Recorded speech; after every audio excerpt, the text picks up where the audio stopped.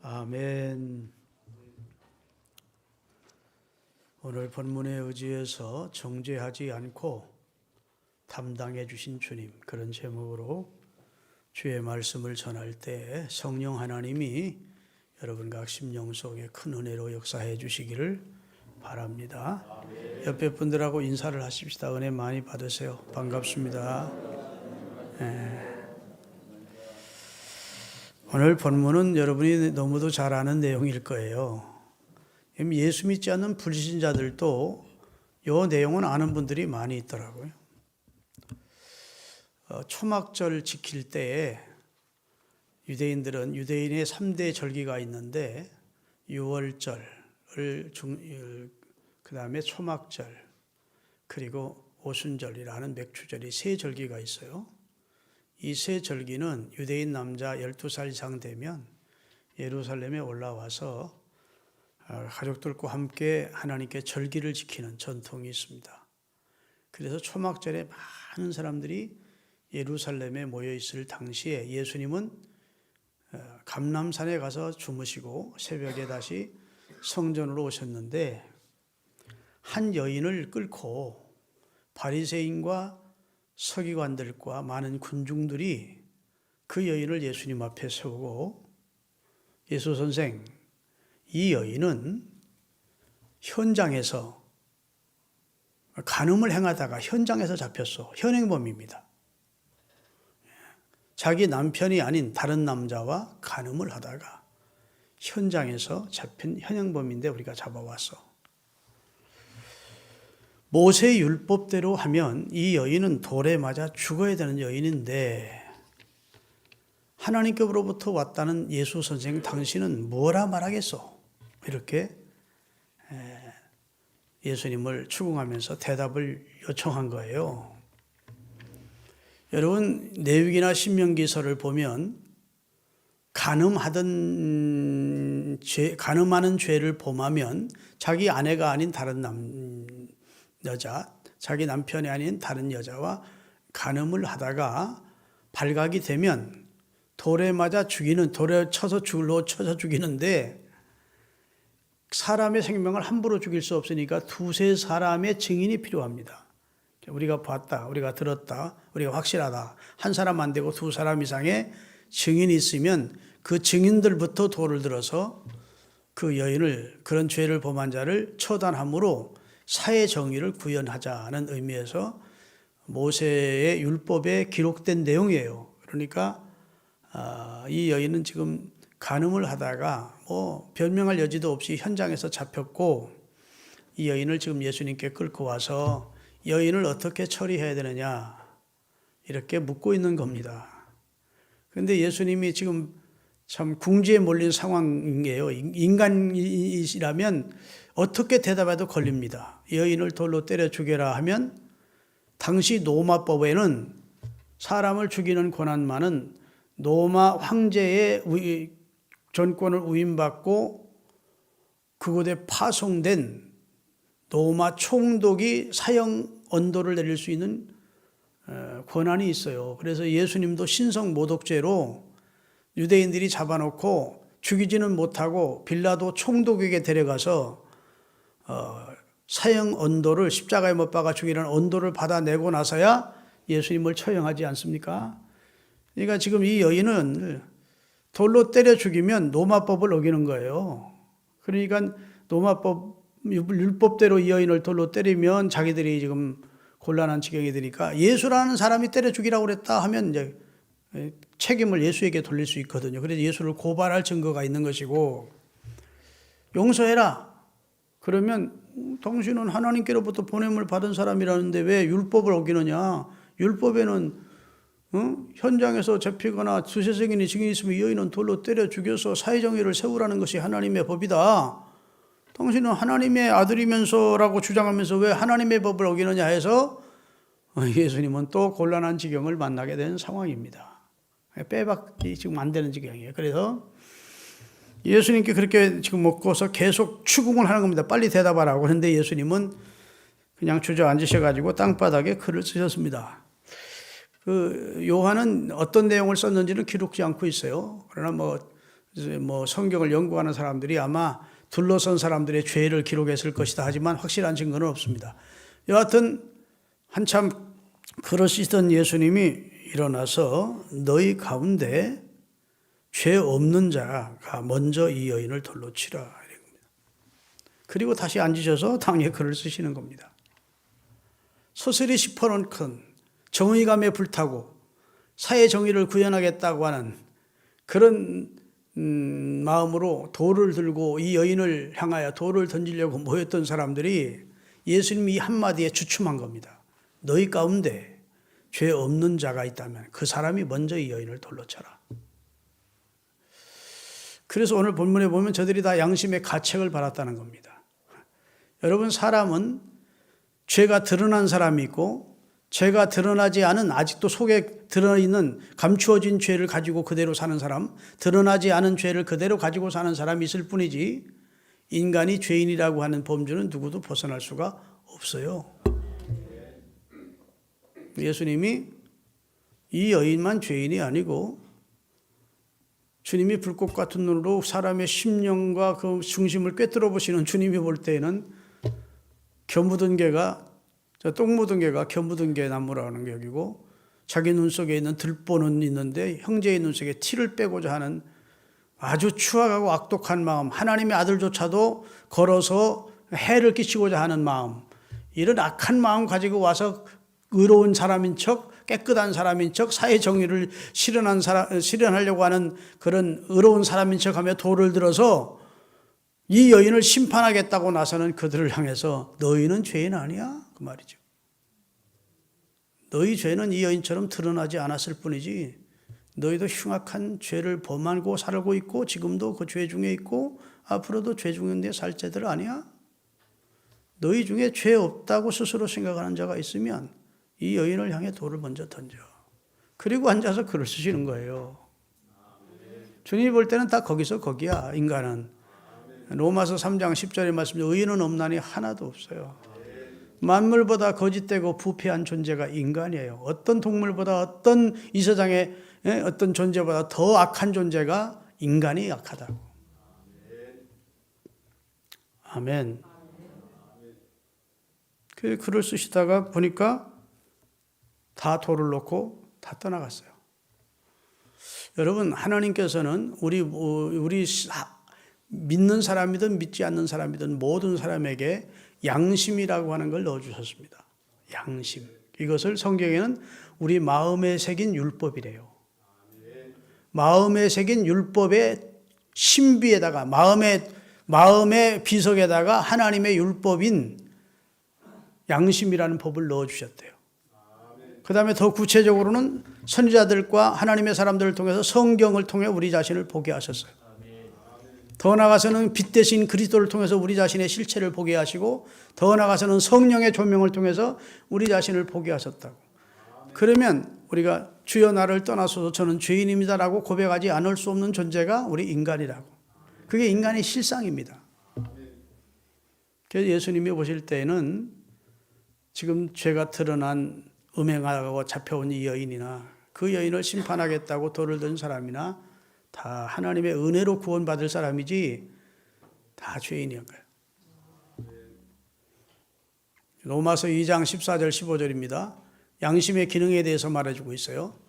율법 없는 이방인이 본성으로 율법의 일을 행할 때에는 이 사람은 율법이 없어도 자기가 자기에게, 이 기록된 하나님의 법인 율법이 없는 이방인들도, 성경을 모르는 사람도 자기 속에 법이 있대. 양심의 법이. 그 다음에 15절, 이런 이들은 그 양심이 증거가 되어 그 생각들이 서로 혹은 송사하고 혹은 변명하며 마음에 새긴 율법의 행위를 나타내느니라. 자기 양심에서 이건 죄야, 아니야, 그거까지는 뭐 사람들이 다 그런 죄를 짓는데 뭐 하고 스스로 송사하고 스스로 변명하고 뭐 이러면서 이 자기 양심의 소리를 듣는다는 겁니다. 그런데 지금 예수님께서 너희 가운데 죄 없는 자가 있으면 먼저 이 여인을 향해 돌을 던져. 그랬더니 다 양심의 가책을 받아 돌을 놓고 나갔어요. 주님께서 너를 정죄하는 자가 다 없느냐 했더니 주여 없습니다. 아마 흐느끼고 있었을 겁니다. 이 여인은 두려움에 떨며 수치스러움 때문에 흐느끼면서 지금 처분만 기다려야 될 입장이었는데 자기를 정죄하고 돌을 들어 치려고 하던 사람들이 다 나간 상태예요. 그게 지금 누구 덕이냐면 예수님 덕분에 이런 상황이 전개된 겁니다. 주여 없습니다. 그래요. 나도 너를 정죄하지 않겠다. 사실은 예수님만 정죄할 수 있는 자격을 갖춘 분입니다. 예수님은 죄를 알지도 못하는 분이고 죄를 경험해 본 적이 없는 거룩하신 분입니다. 죄인이 죄인을 정죄할 수 없듯이 의인은 죄인을 정죄할 수가 있습니다. 할렐루야. 예수님은 하늘에서 오신 의로우신 분이시기에 그분은 예수님 그 죄인을 향해서 너 죄인이야. 너 모세의 율법을 보면서 너는 죽음 마땅한 죄인이다라고 예수님은 정죄할 자격이 있는데 예수님은 그 죄인을 향해서 정죄하지 않고 나도 너를 정죄하지 않을 테니 다시는 그런 죄 범하지 마라. 그리고 돌려보냅니다. 그러면 그 여인이 지은 죄가 모세 율법을 보냈는데 그건 모세 율법을 보내도 괜찮다는 말이냐? 그거 아닙니다. 모세 율법은 율법대로 살리고 너도 죄를 범했지만 너는 정죄받아 마땅하지만 내가 너를 정죄하지 않는 이유는 내 죄를 내가 담당해 주러 왔다. 그 말이에요. 십자가에 달려서 내 죄도 다 담당해 줄 테니까 다시는 이런 간음죄 짓고 살지 마라. 그리고 돌려보냈어요. 복음서를 읽어보면 예수님께 은혜를 입은 여인들이 여럿 있습니다. 그 가운데 대표적인 여인은 사마리아 수가성에 살던 남편을 5번씩이나 바꾸고 6번째 남자와 지금 동거하고 있는 여인을 예수님이 만납니다. 근데 이 여인은 부끄러워서 동네 사람들이 자기를 정죄하고 비난하기 때문에 대낮에 물을 길러오지 오전 오후에 물을 길러오지 않고 한낮에 물을 길러오지 아무도 없는데 그러다가 예수님을 만난 겁니다. 예수님이 영원히 목마르지 않는 생수인 자신을 소개해주고 자기가 하늘에서 오신 영생의 생수를 줄 메시아라는 사실을 알고 믿게 해주었습니다. 들어가서 막 자기를 향하여 사람 취급도 안 하는 그 사람들을 만나기도 싫었던 그 사람들에게 이 기쁜 소식을 전하지 않을 수가 없었습니다. 내가 메시아를 만났다. 내가 하나님의 아들을 만났다. 나 같은 죄인을 다 아시고 나를 용서하시는 분을 만났다. 그러면 그리스도의 증언자가 되지요. 7 마귀가 귀신이 들어가서 짐승처럼 살던 한 여인, 마리아라는 여인이 예수님이 그 귀신을 내쫓고 정신을 온전케 해주었습니다. 너무 주님께로부터 받은 은혜가 고마워서 300데나리온이 넘는 향유를 깨트려서 주님이 순환당하는 그 주간에 주님의 머리에 붓고 머리털로 예수님을 씻기는 그런 아름다운 장면이 나옵니다. 다 은혜에 감격해서 하는 행위입니다. 아마 이 여인도 오늘 본문에 나오는 이 여인도 자기를 정죄하지 않고 자기 죄를 담당해 주신 바로 위기에서 자기를 살려주시고 자기 몸도 살려주시고 자기 영혼까지 구원해 주신 주님을 사랑하는 여인이 되었을 겁니다. 성경에 보면 주님을 사랑하는 여인들이 예수님 십자가를 지고 갈 때 따라오며 울었다 하는데 아마 그 여인도 그 속에 끼었지 않았을까. 성경에 보면 주님을 사랑하는 여인들이 여러 기록되어 있는데 이 여인도 그 속에 있었을 것이다. 그런 생각을 하게 돼요. 여러분, 이 세상에는 죄가 드러난 사람이 있고 죄가 드러나지 않는 사람이 있을 뿐이지 하나님의 시각으로 보면 모두 다 정죄받아 마땅한 죄인입니다. 그걸 우선 인정하시기를 주의 이름으로 축원합니다. 나 죄인 아니야. 내가 무슨 죄인이야. 내가 경찰서를 가서 교도소를 가서 이런 정도의 수준이면 신앙생활 못합니다. 나는 마음으로 입술로 행위로 추하게 산 죄인입니다. 드러나지 않았을 뿐이지 나는 하나님의 은총이 아니고는 나는 구원받을 수 없는 천국 갈 수 없는 죄인임을 고백합니다. 이렇게 나와야 하나님의 은총을 잊게 되고 사유함을 얻게 되고 하나님의 자녀가 되는 길이 열리는 거예요. 하나님이 세상을 이처럼 사랑하사 독생자를 주셨습니다. 이는 저를 믿는 자마다 정죄당하지 않고 저를 믿는 자마다 용서받고 영생을 얻게 해주기 위해서 하나님이 그 아들을 세상에 보내신 것이라고요. 믿습니까?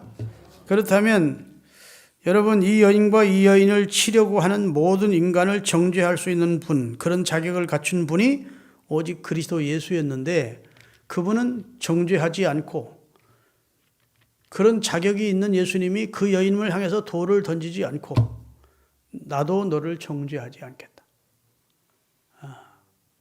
너 모세율법을 범한 거 사실인데 너 정죄받아 마땅한데 너 돌에 맞아야 마땅한데 내가 너를 대신하여 네 죄를 담당해 줄 거야.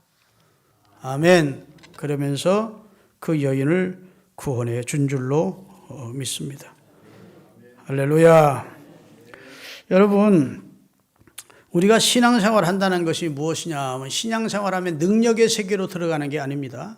물론 기도하고 기도에 응답받고 소원 성취하고 하나님의 믿음 안에서 능력을 경험하기도 하고 하나님의 살아계심을 체험하는 능력의 세계가 없는 건 아니지만 신앙생활이라고 하는 능력의 세계로 들어가는 것이 아니고 십자가의 의미를 알고 감사의 세계로 들어가는 겁니다. 나 같은 죄인이 영멸할 수밖에 없는 나 같은 죄인이 하나님의 심판 앞에 놓여 있던 나 같은 죄인이 하나님의 아들 그리스도의 대속을 통해 내가 의인이 됐고 구원받고 이제는 하나님 앞에 용서받은 자로 은혜를 입은 자로 사는구나. 할렐루야. 그래서 그 십자가의 은혜에 감사하는 성도로 바뀌어지는 겁니다. 우리의 시선을 예수님의 십자가 사건에 고정시키고 살게 하려는 것이 하나님이 우리를 부르신 뜻이에요. 신앙생활의 본질은 우리가 무엇을 하는 것이 아닙니다. 하나님은 우리의 노동력을 요구하시는 그런 분이 아니세요. 우리의 충성심을 끄집어내려는 것도 아니고 우리의 열심을 끄집어내려는 것이 아니에요. 죄인된 내가 예수 그리스도의 대속을 통해 죄 용서받고 구원받았음을 하나님께 감사하면서 그 감사함에서 때로는 헌신도 하고 충성도 하고 봉사도 자연 발생적으로 하는 것이지 우리의 노동력을 끌어내기 위해서 하나님께서 이렇게 좀 해줘 그렇게 하시는 분이 아니시라고요. 할렐루야. 하나님께서 율법을 우리에게 주신 것은 우리에게 의를 만들라고 주신 것이 아닙니다. 인간 속에 있는 죄를 끄집어내기 위해서입니다. 내가 죄인이라는 사실을 알게 하기 위해서 율법을 먼저 주신 것입니다. 할렐루야. 하나님의 의로 우리가 의롭다함을 얻는 것이지 율법의 행위로 의롭다함을 얻을 육체는 없대요. 로마서 1장 17절입니다. 같이 한번 읽겠습니다. 복음에는 하나님의 의 되신 예수님이 나타나서 믿음으로 믿음에 이르게 하나니 기록된 바 의인은 믿음으로 말미암아 산다. 이 하나님의 의라는 말이 나옵니다. 로마서 3장 20절에서 22절입니다. 이게 복음의 핵심을 지금 제가 말씀드리는 거예요. 그러므로 율법의 행위로 예수님 앞에 하나님 앞에 의롭다함을 육체가 없나니. 자, 율법의 행위로 하나님이 너 율법 다 지켰구나. 너 참 의롭다. 이렇게 하나님으로부터 인정받을 육체는 하나도 없나니 율법으로는 죄를 깨닫는 거예요. 율법의 기능이라고 하는 것은 내가 죄인이라는 사실을 깨닫게 하기 위해서 율법을 주신 겁니다. 그 다음에 21절 이제는 율법에 하나님의 한 의가 나타났으니 율법과 선지자들에게 미리 증거되었던 예언되었던 예수님이시다. 하나님의 의로 우리가 구원해 주시려고 율법과 선지자들에게 미리 하나님의 아들 예수 그리스도를 우리의 의를 삼으시려고 보내시겠다고 약속하셨다. 그리고 나서 22절 곧 예수 그리스도를 믿음으로 말미암아 모든 예수를 믿는 자에게 주어지는 하나님의 의인이 남녀노소 황인종, 백인종, 흑인종 아무 상관없이 누구나 예수 그리스도를 주로 믿으면 하나님의 의를 입은 자로 할렐루야 죄인이라 정죄받지 않고 하나님께 의롭다함을 얻은 자로 인정을 해 주시기 위해서 하나님이 우리를 그리스도를 통해서 의롭게 하신 것입니다. 아멘. 고린도후서 5장 21절입니다. 고린도후서 5장 21절 하나님이 죄를 알지도 못하시는 이로 예수님은 죄를 경험한 적이 없는 죄를 체험한 적이 없는 죄를 알지도 못하시는 자로 표현됩니다. 우리를 대신하여 죄로 그에게 우리를 대신해서 우리 죄짐을 그에게 담당시키신 것은 우리로 하여금 그 안에서 하나님의 의를 삼으시려고 그러셨대요.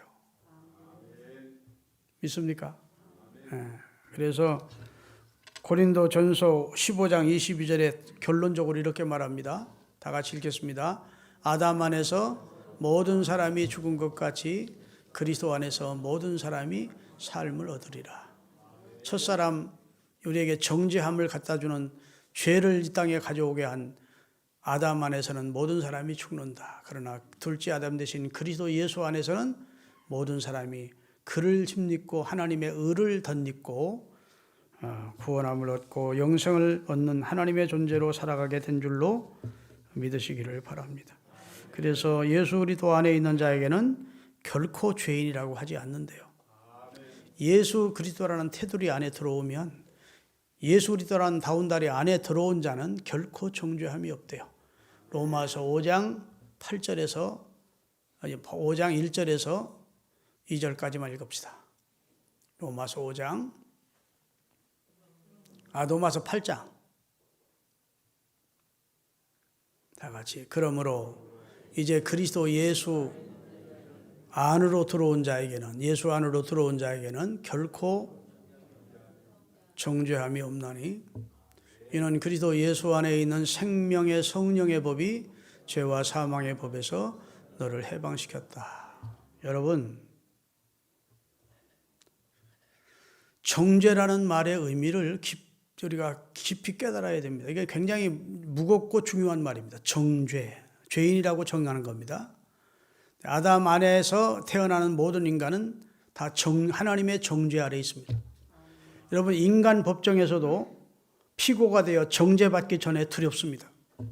판사가 10년 혹은 무기징역, 사형 이렇게 판사의 권한에 의해서 자기 운명이 결정되기 때문에 인간 법정의 피고로서도 두려운 거예요. 정죄받기 위해서 서는 겁니다. 그런데 하나님의 법정에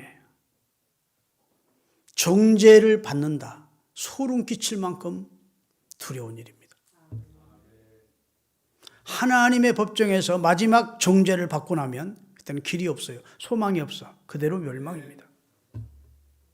그런데 감사하게도 하나님의 법정에 서기 전, 다시 우리가 생명 이 땅을 삶을 마치고 하나님의 법정에 서기 전 하나님께서 여러분과 저로 성경을 통해서 우리가 죄인임을, 우리가 정죄받아야 될 죄인임을 미리 알게 하시고 내 죄를 대신 갚아준, 보석금을 내주지 내 죄값을 대신 지불해 주신 예수님을 주로 믿을 때 나는 정죄함이 없이 하나님의 의를 힘입고 구원받는다는 사실을 미리 아는 사람들은 그리스도를 통해서 구원을 받게 되는 겁니다. 이게 복음이에요. 이 사실을 모르고 이 땅을 마친 다음 하나님의 법정에 섰을 때는 하나님의 정죄를 피할 수가 없어요. 그를 대신해 죽은 예수 그리스도를 끝까지 믿지 않고 거부한 자는 주님의 의를 힘입을 수가 없어요. 여러분, 우리가 하나님의 은혜, 예수님의 은혜에 고마워하고 감사하고 감격스럽게 신앙생활을 하려면 내 죄가 얼마나 심각하다는 사실을 깨달아야 용서받은 기쁨을 알게 됩니다. 죄를 심각하게 생각하지 않는 사람들 천재예요. 요즘은 세상 사람들이 다 죄인인데 뭐 죄 좀 범하면 어때, 이런 생각입니다. 그래서 잠언 14장 9절에 보면 어리석은 자는 죄를 심상히 여기지 않는데요. 죄를 심각하게 여기지 않는데, 다 같이. 미련한 자는 죄를 심상히 여겨도 정직한 자는 중에는 은혜가 있느니라. 죄는 심각한 일인데 심상히 여기는 거예요. 아무것도 아닌 것처럼. 죄지면 어때? 여러분, 죄는 심각한 겁니다. 왜냐하면 죄의 싹은 사망이라고 하나님이 딱 선언해 놓았어요. 죄의 값은, 죄의 대가는 멸망이야. 영원한 지옥의 형벌이야. 이렇게 선언해 놨기 때문에 심각한 겁니다. 그런데 그 죄를 대신 담당해 주신 예수님을 알고 믿게 된 거예요. 그래서 그분 때문에 내가 용서받고 구원받았다는 사실을 알게 되면 속죄함 속죄함 주 예수 내 죄를 속했네 할렐루야 찬송을 부르며 뭐 이렇게 너무 기쁜 겁니다. 찬송합시다 찬송합시다 내 죄를 씻으신 주 이름 찬송합시다.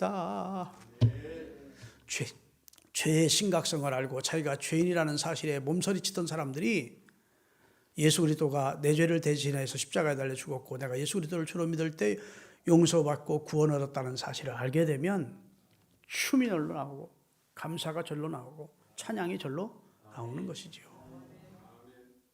이 죄의 심각성을 알아야 돼요. 여러분, 자기 병이 얼마나 심각한 병인지를 알수록 그 사람이 치료받으면 감사하는 겁니다. 감기 정도 치료받고 감사하는 사람 별로 없어요. 아이, 뭐 감기는 뭐. 그런데 췌장암 말기로 오늘 내일 하던 사람이 유명한 명의를 만나서 깨끗이 치료받았다. 이거야말로 감격스러운 일입니다. 그렇죠? 여러분과 제가 췌장암 말기보다 더 심각한 하나님의 정죄 아래, 율법의 정죄 아래 있었는데 그리스도를 통해서 하나님이 우리를 치유하시고 사유하시고 우리를 자유케 하시고 은혜 아래에 있는 백성으로 하나님이 우리를 축복해 주신 거예요. 이 사실을 알아야 우리가 감격스럽게 신앙생활하고 헌신하고 충성할 수 있는 겁니다. 로마서 6장 14절. 로마서 6장 14절입니다. 다 같이. 죄가 너희를 주관하지 못하리니 이는 너희가 법 아래 있지 않고 은혜 아래 있는 백성이 됐느니라. 이제는 죄가 너희를 심판하거나 너희를 지옥 보낼 수 없어. 왜? 그리스도 예수 안에서 정죄함이 없는 백성이 됐으니까 죄 몇 개 범했다고 너희가 다시 지옥으로 주님의 은혜가 이제는 무효가 되고 다시 지옥 가는 일은 없다. 죄가 너희를 지옥 보낼 수 없다. 죄가 너희를 저주할 수 없어. 죄가 너희를 주장하지 못하리니 이는 너희가 율법 아래 있지 않고 하나님의 은혜의 법 아래 생명의 성령의 법 아래 있기 때문에 다시는 정죄함이 없는 백성이 됐어. 이런 말씀을 하고 계신 거예요. 여러분, 예수님께서 이 여인을 정죄치 않으시고 그 여인의 죄를 담당하시고 십자가에 달려 죽으시고 이 여인을 구원하셨습니다. 여러분과 저에도 주님이 우리를 정죄하지 않는 이유는 여러분과 저의 죄를 예수님이 십자가에 달려 돌아가셔 죽었다는 사실을 우리가 믿기 때문에 우리 죄가 그에게로 간 것입니다. 이사야 53장 6절입니다. 다 같이 우리는 다 양 같아서 그릇 행하여 각기 제 길로 갔거늘 여호와께서는 우리 무리의 죄악을 그에게 담당시켰다는 거예요. 예수님이 우리 죄를 담당해 주심으로 이 여인은 정죄함을 받지 않게 됐어요. 오직 정죄할 수 있는 자격을 가진 분이 예수님이 그를 정죄하지 않습니다. 그리고 그 여인의 죄를 담당해 주십니다. 여러분과 저도 정죄 바다에 마땅한 존재인데 예수님이 우리를 정죄하지 않는 유일한 이유는 우리 죄를 예수님이 담당해 주신 것입니다. 십자가에서.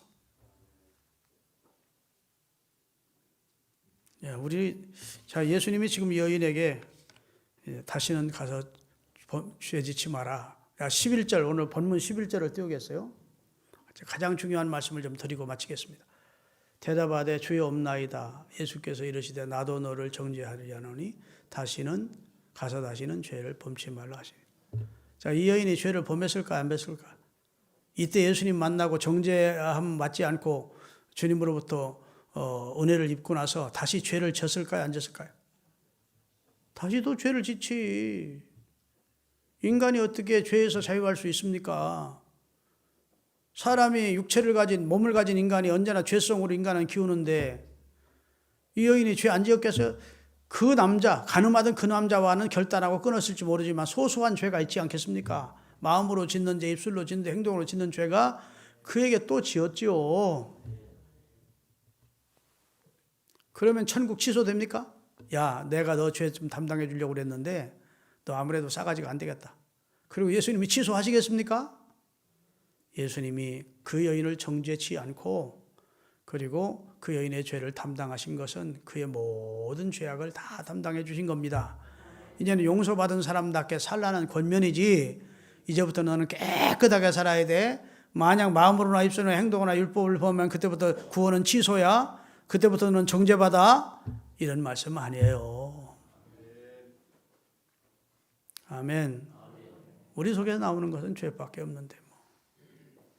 여러분 내가 일례를 들겠습니다. 여러분 거미하고 영덕대게하고는 공통점이 있습니다. 다리가 많다는 게 공통적이에요. 근데 거미는 앞으로 가면 이렇게 앞으로 가. 앞으로 가. 근데 영덕대게는 앞으로 못 가. 옆으로만 가. 그럼 영덕대게를 갖다 놓고 여러분이 야이씨! 왜 옆으로 가? 앞으로 가지.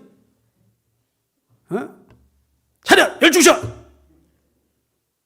옆으로 가! 그러면 또 어떻게 할까요? 슬금슬금 눈치 보면서 또 옆으로 가. 이 자식 봐. 또 갖다 놓고 야, 앞으로 가라니까.